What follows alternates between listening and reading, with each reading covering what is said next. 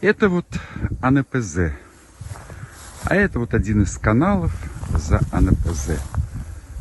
Вот посмотрите, что здесь произошло уже. То есть эта рыба погибла сегодня, вчера. Еще есть даже живая, которая пытается. Да ничего она уже не пытается. Вот так вот гибнет наше достояние. Чей канал, не знаю. Здесь каналы и АНПЗ, и ТЭЦ, и городские. Но в принципе какая разница?